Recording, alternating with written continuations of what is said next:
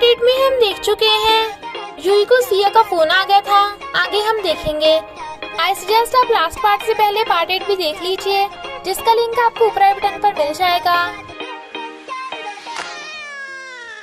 अगर आपको मेरी वीडियोस अच्छी लगती है तो लाइक और शेयर करना, और हाँ, कमेंट कर जरूर बताना। और ऐसी ही नई नई लेटेस्ट वीडियोस देखने के लिए हमारे चैनल को सब्सक्राइब भी कर देना। लास्ट पार्ट में हम देखते हैं यूई बिना शादी की ही चली जाती है, जबकि लॉन्ग बाहर उसका वेट कर रही थी। सेक्रेटरी उसे मनाने की कोशिश कर रहा था, बट वो उसे माफ नहीं करती। इधर जियो जो ग्रैंडपा से मिलने आता है। शादी में सिया आती है।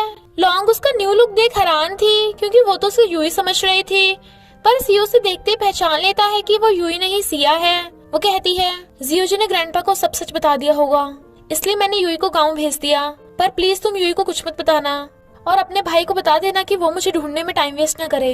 तभी ग्रैंडपा का कहते हैं, तुमने शादी के साथ साथ प्रेगनेंसी का भी झूठ बोला, तुमने कॉन्ट्रैक्ट फ्रॉड किया है। सीयू ने समझाने वाला था, पर ग्रैंडपा उसे डांट के चुप करा देते हैं और कहते हैं, तुम्हारे पास दो ऑप्शन है।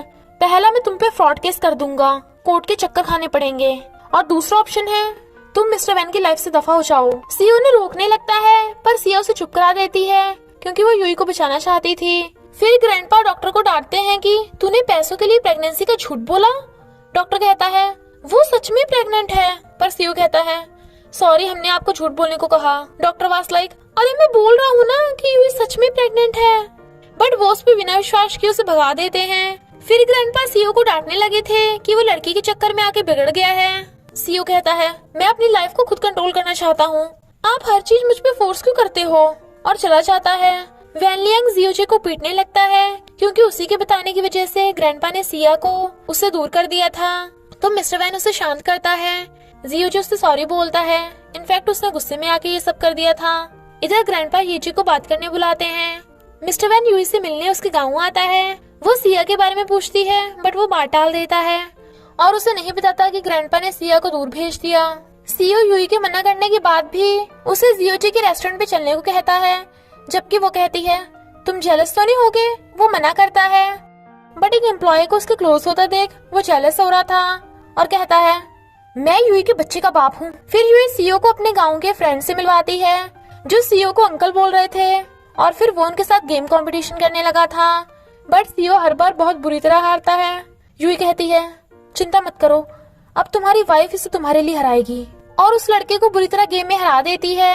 तो सीओ बन के दिखा रहा था। यूई उसे विशिंग ब्रिज पे लेके आती है, जहाँ पे सबकी विशेष कंप्लीट होती हैं, बट वो वहाँ पे लिखा देख लेता है, जिसमें यूई ने जियोजे से शादी करने की विश लिखी थी, और कहता है, तुमने मुझे धोखा दिया। वो कहती है, धोखा? उस टाइम तो मैं स्कूल की नादान बच्ची थी, तब मैं तुमसे थोड़ी ना मिली थी।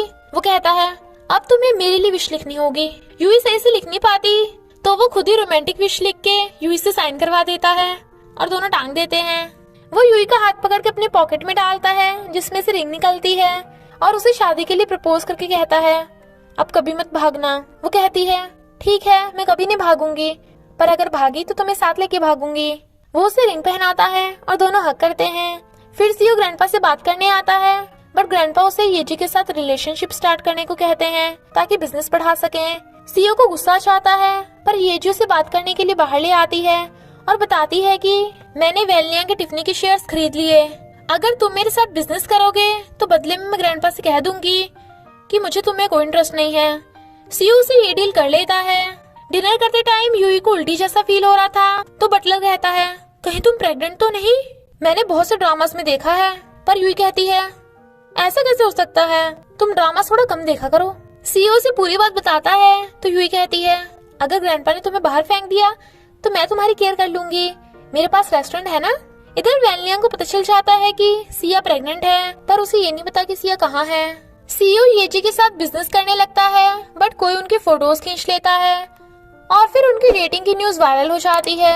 सीयू को टेंशन होती है कि अगर यूई ने ये न्यूज देख ली तो वो सैड होगी, इसलिए भागकर रेस्टोरेंट आता है, बट देखता है यूई तो ये न्यूज देख के हंस रही है, क्योंकि न्यूज कुछ ज्यादा ही झूठी थी कि सीयू और येजी का लव चाइल्ड भी है। सीयू कहता है, तुम मेरे लिए जेलस नहीं हो? वो कहती है, तुम चाहते हो मैं जेलस हूँ? तो बताओ, क्या येजी के साथ तुम्हारा लव चाइल्ड है?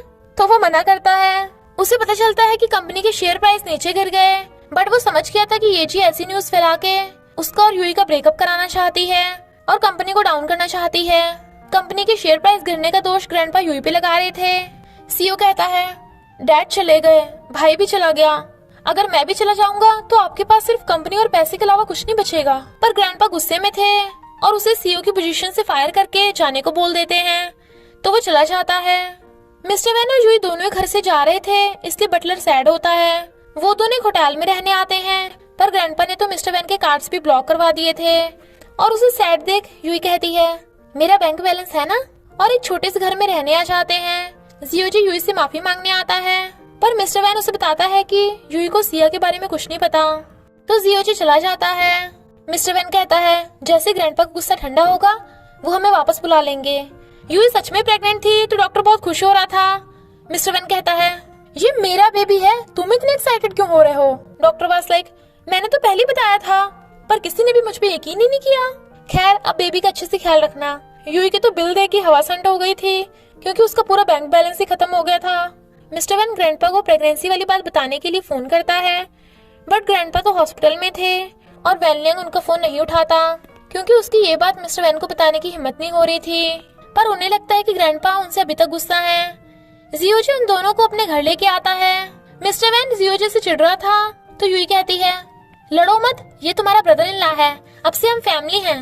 वो दोनों एक साथ कहते हैं, नो वे। घर में एक ही बेडरूम था जिसमें सिंगल बेड है और उस पे प्रेग्नेंट यूई सोएगी। यूई कहती है, हम जियोजी के घर पे हैं तो तुम उससे अच्छे से ट्रीट करना। वो हाँ कर देता है। जियोजी से पहले ही मिस्टर वैन सोफे पे लेट जाता है। जियोजी कॉकरोच चिल्ला पड़ता है तो वो एकदम से उठ जाता है, पर उसने तो झूठ बोला था। बेचारे मिस्टर वैन को नीचे सोना पड़ता है।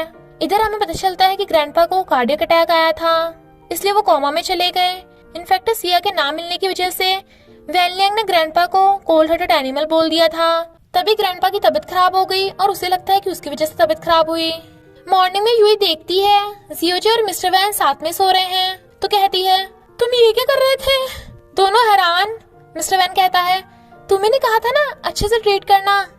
यूई वाज लाइक, इतना भी अच्छे से नहीं कहा था। तो मिस्टर वैन उससे एकदम से दूर हो जाता है। मिस्टर वैन और जियोजी दोनों ने ही यूई के लिए खाना बनाया था, पर मिस्टर वैन का खाना तो बहुत ही बेकार लग रहा था। यूई कहती है, अगर तुम बेबी के लिए कुछ करना चाहते हो तो ये सारा सामान ले आना। वो हाँ करता है, बट उसके पास पैसे नहीं थे, तो जियोजी की तरफ देखता है। सामान खरीदते टाइम जियोजी उससे पहले आंसर दे रहा था, तो मिस्टर वैन कहता है, अबे बच्चे का बाप तू नहीं मैं हूँ, समझा? जियोजी कहता है, पर पे तूने ही मैं करूंगा। मिस्टर वैन कहता है, मैं तुझे तेरे पैसे वापस कर दूंगा। उन्हें रेस्टोरेंट में बहुत ज्यादा घाटा चल रहा था, तो सेक्रेटरी रेस्टोरेंट के शेयर्स बाय करने आता है, पर लॉन्ग उससे गुस्सा थी, बट यूई उसकी इन्वेस्टमेंट ले लेती है और लॉन्ग को सेक्रेटरी के साथ भगा देती है सब्जी लेने। सेक्रेटरी वहाँ भी उसका हाथ पकड़ने की कोशिश कर रहा था, बट वो भी उसके खूब मजे ले रही थी। वो उसे मनाता है तो वो उसे मिर्ची खिला देती है। जियोजी ने उन दोनों के लिए ब्रेकफास्ट बनाया था और अब तो मिस्टर वैन और जियोजी में भी फ्रेंडशिप हो गई थी। इधर हम देखते हैं वैनलियांग भी ग्रैंडपा के लिए सैड था। मिस्टर वैन और यूई अपनी ठेली लेके सब्जी मंडी जाते हैं सब्जी लेने, और इस बार तो मिस्टर वैन ने सब्जियों का प्राइस कम कराना अच्छे से सीख लिया था, तो एज ए गिफ्ट यूई उसे डिश बना के देती है। वो कहता है, मैं तुम्हारे रेस्टोरेंट में वेटर बन जाऊंगा। वो मना करती है, बट मिस्टर वैन नहीं सुनता। ये जी वहाँ लंच के लिए आती है और मिस्टर वैन उसे सर्विंग कर रहा था। उसे इतना शांत बिहेव करते देख उन सबको लगता है कि मिस्टर वैन को डिप्रेशन हो गया, क्योंकि बॉस ही सीईओ एकदम से आगे करी वेटर कैसे बन गया। यूई कहती है, नहीं ऐसा नहीं हो सकता, मेरे बेबी को डैड की जरूरत है। वो मिस्टर वैन को वेटर की जगह रेस्टोरेंट का सीईओ बना देते हैं और ना ही उसे कोई काम करने देते। तो वो उन्हें बताता है कि वो वेटर का काम करके सच में बहुत खुश है। प्रेग्नेंट यूई को छोड़कर वो तीनों मस्ती करने जाते हैं, बट सेक्रेटरी और लॉन्ग बहुत ज्यादा टल्ली हो गए थे। सेक्रेटरी जाने को बोला था, बट लॉन्ग उसे जाने नहीं देती। वो कहता है, मुझे जाने दो वरना तुम हर्ट होगी। वो कहती है, अगर तुमने कुछ नहीं किया तो मैं हर्ट होंगी, और उसे किस कर देती है, तो सेक्रेटरी भी उसे किस करने लगता है। मिस्टर वैन घर आता है, यूई उसका वेट कर रही थी, तो वो अपने बेबी को हक करता है।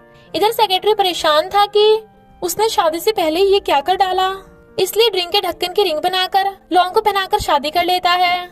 मिस्टर वैन को ग्रैंडपा के बीमार होने का पता चलता है, तो वो दोनों भाग के हॉस्पिटल आते हैं। यूई ने एक वेबसाइट की हेल्प से मिस्टर वैन के डैड को भी बुला लिया था और वो ग्रैंडपा की केयर करती है, जिससे ग्रैंडपा ठीक हो जाते हैं। डैड ग्रैंडपा से कहते हैं कि वो अब हमेशा उनके साथ रहेंगे। यूई को ग्रैंडपा से डर लग रहा था, पर ग्रैंडपा तो उसकी तारीफ कर रहे थे।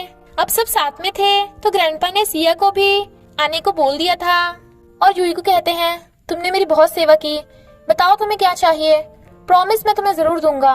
यूई कहती है, मैंने आपको कभी हंसते हुए नहीं देखा, तो चलो दिल खोल के हंस के दिखाइए। ग्रैंडपा मना करने लगते हैं, बट उन्होंने प्रॉमिस किया था तो वो हंस पड़ते हैं, पर सब उनकी हंसी देख हंस रहे थे। वैनलियन ग्रैंडपा से सॉरी बोलता है तो वो भी उसे घर पे वापस रहने आने को बोल देते हैं, क्योंकि ग्रैंडपा को भी अपनी गलती का एहसास हो गया था। टिफनी ग्रुप की वजह से कंपनी पे फ्रॉड केस लग गए थे, पर कंपनी को बचाने के लिए वैनलियन सारा दोष अपने ऊपर ले लेता है और सीईओ से मिलने आती है। येजी को भी अपनी की सजा मिल गई थी, पर वो मिस्टर वैन को डैड बनने के लिए कांग्रेचुलेशन करती है। इधर सेक्रेटरी लॉन्ग को डेट पे लेके आता है, फिर से वही करतब दिखाने। वो गुस्सा हो जाती है तो वो उसे रिंग दिखा के शादी के लिए प्रपोज करता है। वो हाँ कर देती है तो सेक्रेटरी उसे रिंग पहना के किस करने लगता है। नेक्स्ट सीन में देखते हैं मिस्टर वैन और वैनलियंग अपनी शादी में आते हैं। मिस्टर वैन ऑर्डर दे देता है कि सारे गेट्स और विंडो बंद कर दो ताकि मेरी ब्राइड भाग न जाए, पर पता चलता है कि इस बार यूई के साथ साथ सिया भी भाग गई। सब ब्राइड ग्रूम का वेट कर रहे थे, पर ब्राइड के बजाय सिर्फ 2 ग्रूम आते हैं, वो भी अपने अपने पपी लेके, और शादी करने वाले थे। पर तभी दोनों ब्राइड्स की एंट्री होती है, बट वो दोनों बिल्कुल सेम लग रही थी। मिस्टर वैन तो इसलिए अपनी यूई को पहचान लेता है और वैनलियंग भी अपनी सिया को। दोनों अपने अपने ब्राइड को रिंग पहनाते हैं और फिर किस करने वाले थे तो वो दोनों कहती हैं, तुम श्योर हो कि मैं तुम्हारी वाली हूँ? दोनों कंफ्यूज थे, बट दोनों ब्राइड्स अपने ग्रूम को किस करने लगती हैं। सब बहुत खुश थे। यूई को पता चल जाता है कि सिया भी प्रेग्नेंट है। फिर सब फैमिली फोटोज खिंचवाते हैं और इसी हैप्पी एंडिंग के साथ इस ड्रामा का एंड हो जाता है। बस थोड़ा सा इंतजार करना, फिर मिलेंगे एक न्यू स्टोरी के साथ।